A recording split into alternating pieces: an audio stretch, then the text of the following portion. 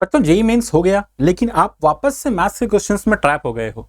अब इस ट्रैप के पीछे का रीजन समझना बहुत जरूरी है आपके आने वाले अटेम्प्ट या आने वाले साल के अटेम्प्ट के लिए। अप्रैल अटेम्प्ट अभी आपके पास बचा हुआ है, आप उसमें कैसे इंप्रोवाइजेशन कर सकते हो ये हम बात करेंगे मैथमेटिक्स के अंदर जेई मेंस 2026 के लिए और इवन 27 के लिए भी।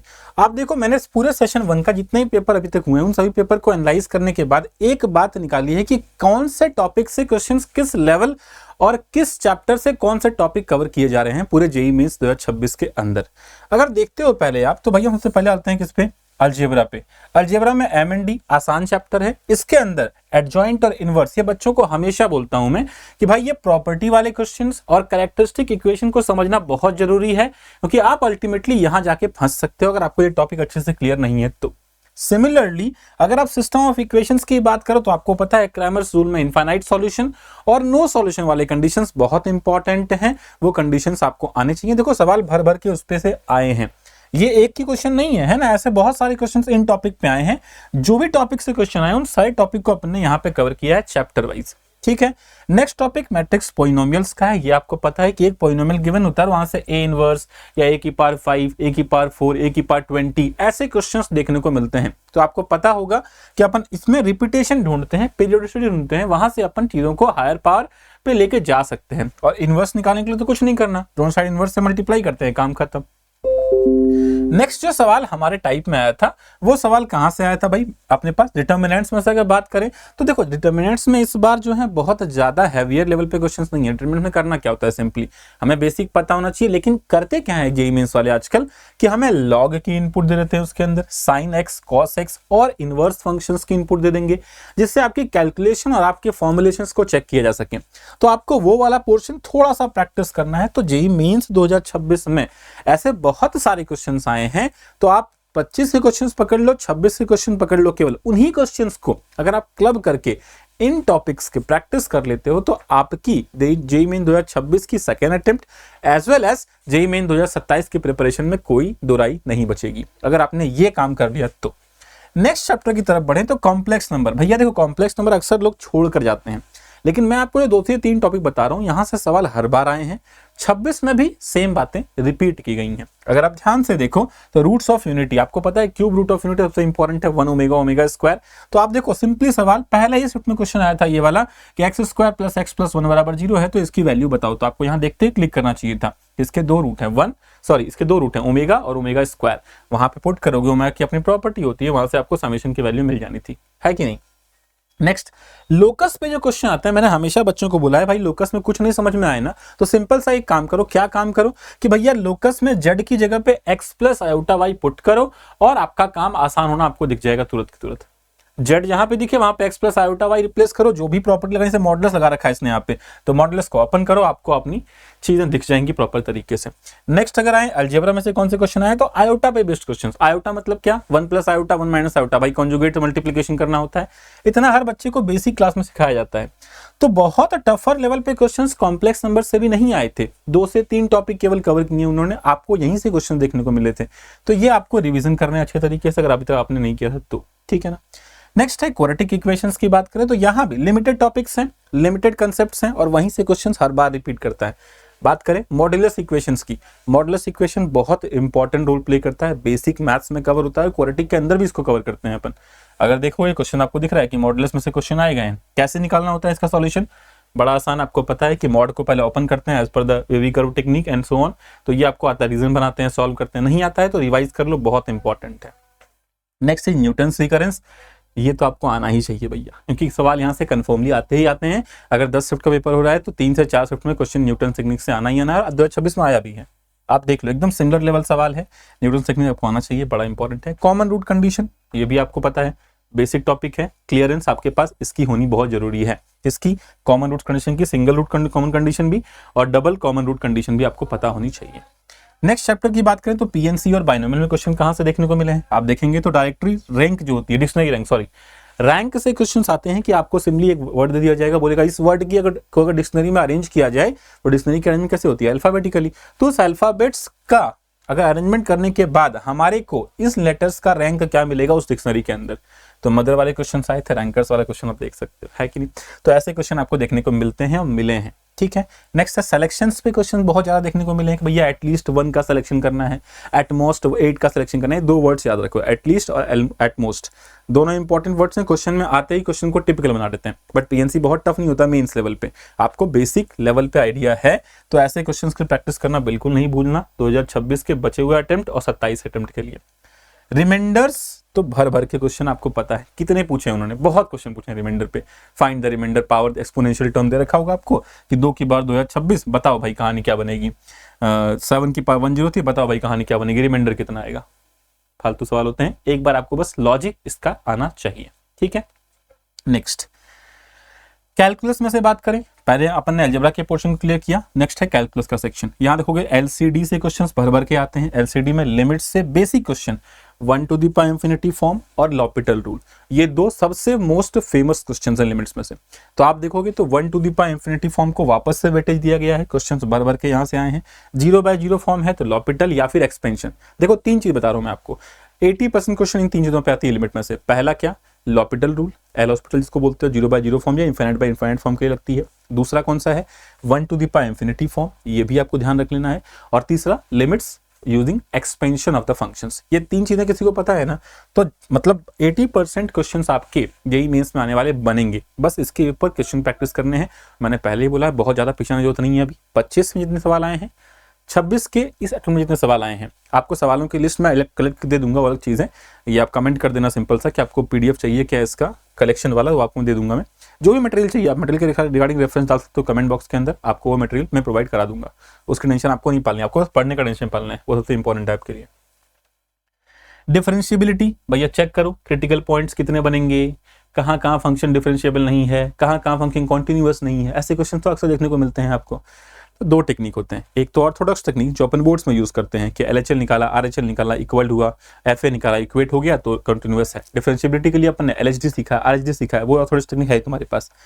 बट ऐसे क्वेश्चन जब आते हैं ना FX equal to modulus function वाले, तो इसको अपन ग्राफ से भी चेक कर सकते हैं। अगर आपको ग्राफ वाले मेथड आती है बहुत बढ़िया, नहीं आती है तो ऑर्थोडॉक्स से भी सॉल्व कर सकते हो। बट टॉपिक ये वाला भी आसान है अगर आप प्रॉपर्ली कवर करते हो इसको तो। नेक्स्ट है आपका, अगर आप बात करें देखो कैलकुलस से आपको मेनली एलसीडी से क्वेश्चन देखने को मिला है, फंक्शन से इस बार बहुत कम क्वेश्चन देखने को मिले हैं, कोई दिक्कत नहीं है। एलसीडी आसान टॉपिक है, यहाँ से क्वेश्चन आ रहे हैं तो आपके लिए अच्छी बात है, खराब बात नहीं है ना, तो इसके लिए कोई टेंशन नहीं पालनी अपने को। इंटीग्रल और डी डिफरेंशियल इक्वेशन, इन दोनों की अगर बात करें तो आप देखोगे यहाँ पे डेफिनेट इंटीग्रल से किस टाइप के क्वेश्चन आ रहे हैं भाई, प्रॉपर्टी बेस्ड। खासकर कौन सी प्रॉपर्टी, देखो 2-3 प्रॉपर्टी है। एक तो तुम्हारे को कौन सा याद रखना है कि भैया पीस वाइज फंक्शंस को अपन ब्रेक कैसे करते हैं, कंटिन्यूटी जो ब्रेक करते हैं फंक्शंस की ना, कहाँ ब्रेक होती है, कैसे ब्रेक करना, जीआईएफ फंक्शंस हो गए, मॉडुलस फंक्शंस हो गए, फ्रैक्शनल पार्ट फंक्शंस हो गए, ऐसे क्वेश्चंस के बारे में आपको पता होना चाहिए। फर्स्ट प्रॉपर्टी सबसे इंपॉर्टेंट ये वाली है। दूसरी कौन सी जो आपको याद रखना है, कौन सा प्रॉपर्टी याद करो, किंग रूल। किंग रूल सबसे इंपॉर्टेंट है कि F of A plus B minus X करते हैं तो वो एफ एक्स के ही बराबर होता है लिमिट के अंदर इंटीग्रेशन में। तो ये दोनों प्रॉपर्टी पे बेस्ड बहुत सवाल आपको देखने को मिलेंगे। तो आप देख सकते हो 0 से π/2 का लिमिट लगा के इसने कहाँ कैसे ब्रेक करना है, मॉडुलस आ गया तो ब्रेक करना ही पड़ेगा, उसके बिना इंटीग्रेशन पॉसिबल ही नहीं है। तो आपको ये बातें पता होनी चाहिए, ऐसे क्वेश्चन आपको प्रैक्टिस जरूर करने चाहिए। नेक्स्ट है एरिया अंडर कर्व।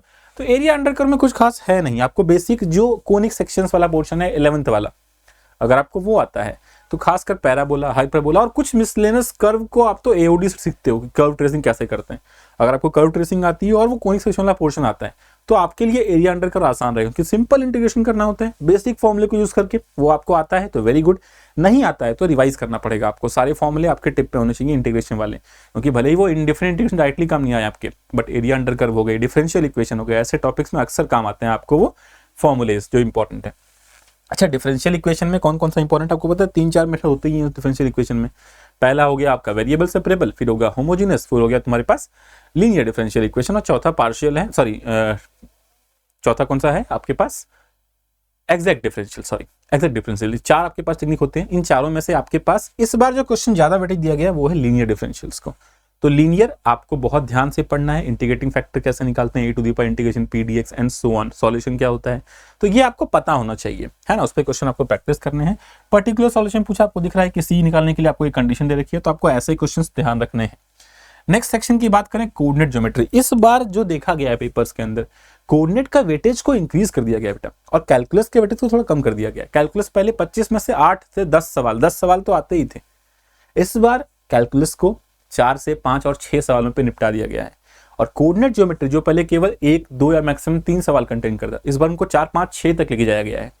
तो जो बच्चे पहले कोऑर्डिनेट को स्किप कर देते थे, या कोऑर्डिनेट तो मेरे काम का नहीं है, बहुत लंबा पोर्शन है, कुछ क्वेश्चन भी कम कवर करता है, इस बार जेईई मेंस ने आपको अपनी ओर आकर्षित किया है कि कोऑर्डिनेट ज्योमेट्री आपको अच्छे से आनी चाहिए। फॉर दैट पर्पस मैं दिखा दे रहा हूँ, सर्कल से बेसिक क्वेश्चंस जो होते हैं वो पूछे गए हैं, एलिप्स से भी क्वेश्चन आए, हाइपरबोला तक से भी क्वेश्चन आए हैं। तो मैं पहले ही बोलता हूँ बच्चों को अक्सर कि भैया स्ट्रेट लाइन तो बेसिक है, वहां से क्वेश्चन देखने को कम मिलते हैं, लेकिन स्ट्रेट लाइन का यूज पूरे सर्कल्स और पूरे कोनिक्स पे पड़ता है। तो आपको ये तीनों पोर्शन मतलब पूरा कोऑर्डिनेट आपको अच्छे से आना चाहिए उनके सवालों को लगाने के लिए, ठीक है। नेक्स्ट है vector in 3D। Vector 3D as usual 3 से 4 सवाल और 2 से 3 सवाल तो कंटेन करता ही है। 3 सवाल आप यहाँ से पकड़ सकते हो, 2 चैप्टर्स में वेक्टर और 3D, यहाँ से 3 सवाल आप पकड़ सकते हो। किन टॉपिक को ज्यादा वेटेज दिया गया तो आप देखेंगे, सबसे पहले शॉर्टेज डिस्टेंस, बड़ा फेवरेट टॉपिक है, मैं कितनी बार ना बोल चुका हूँ, शॉर्टेज डिस्टेंस तो भैया पढ़ना ही है तुमको, तो उसका फॉर्मूला आपको याद होना चाहिए। प्लेन्स, जनरली ये लोग बोलते हैं कि भैया प्लेन्स जो है ना आउट ऑफ सिलेबस है, जनरली इनका कहना होता है, लेकिन प्लेन से क्वेश्चन आए हैं जेईई मेंस के अंदर। आप देखोगे तो सिंपली क्या पूछा है इसने, image of this point with respect to this plane. तो प्लेन के अगर आपको बेसिक कंसेप्ट क्लियर नहीं है तो फंस जाओगे क्वेश्चंस के अंदर। तो आप आउट ऑफ सिलेबस का कमेंट कर सकते हो, लेकिन क्या करोगे उसको करके, जेईई मेंस ने पूछना था पूछ लिया। तो अपन प्लेन्स को स्किप नहीं कर सकते, इसलिए हम प्लेन्स पढ़ाते हैं, हर बार पढ़ाते हैं, और प्लेन्स आपके लिए इंपॉर्टेंट भी है। नेक्स्ट स्केलर ट्रिपल प्रोडक्ट, ये भी आउट ऑफ सिलेबस है जेईई के अकॉर्डिंग तो, बट एसटीपी से भी क्वेश्चन देखने को मिले हैं, इनडायरेक्ट और डायरेक्ट में बोल सकते हैं, बट क्वेश्चन देखने को मिले हैं, तो आप एसटीपी को भी स्किप नहीं कर सकते। कोप्लेनरिटी कंडीशन बहुत बड़ी कंडीशन होती है जो एसटीपी से सिद्ध होती है, तो आपको वो चीजें आनी चाहिए, है कि नहीं। And the last but not list statistics and probability, यहाँ से तो नक्की क्वेश्चन आना है आपका, स्टैट से तो कंफर्म एक क्वेश्चन आना ही आना है हर पेपर के अंदर। और किस पे क्वेश्चन आता है भाई, तो आपको पता है 3 ही चीजें हैं उसके अंदर, स्टैंडर्ड डेविएशन, वेरिएंस और मीन।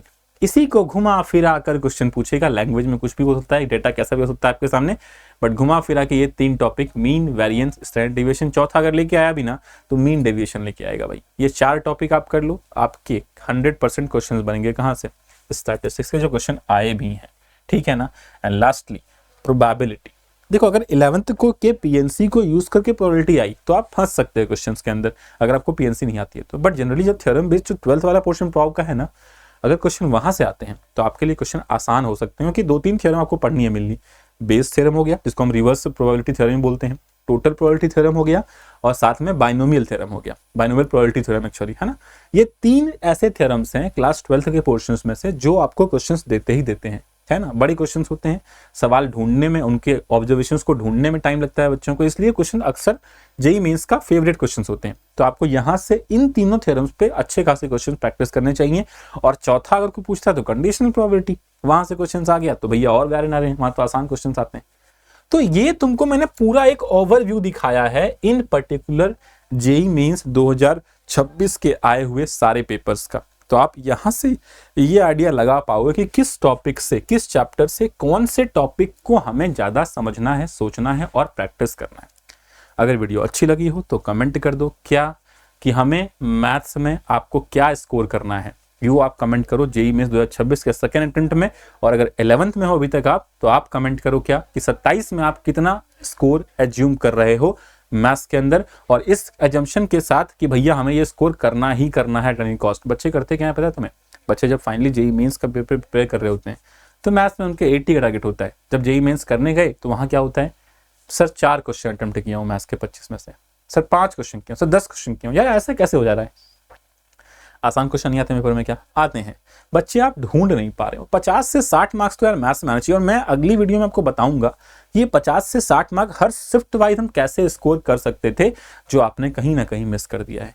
तो कोई बात नहीं, वापस से अपन बाउंस बैक करेंगे मैथमेटिक्स के अंदर और अच्छी चीजों को समझेंगे कि कहाँ से क्वेश्चंस आ रहे हैं, कैसे क्वेश्चंस आ रहे हैं, क्वेश्चन का लेवल क्या होता है, कहाँ फंस सकते हैं अपन, वो सभी बातों को डिस्कशन करेंगे इसी चैनल पे। तो आप सब्सक्राइब कर सकते हो चैनल को, और अच्छे लगे तो वीडियो लाइक कर देना, दोस्तों में शेयर कर सकते हो, बाकी आपकी मर्जी। थैंक यू सो मच, मिलते हैं नेक्स्ट वीडियो में सिमिलर इन्फॉर्मेशन के साथ। Bye bye, take care and keep studying.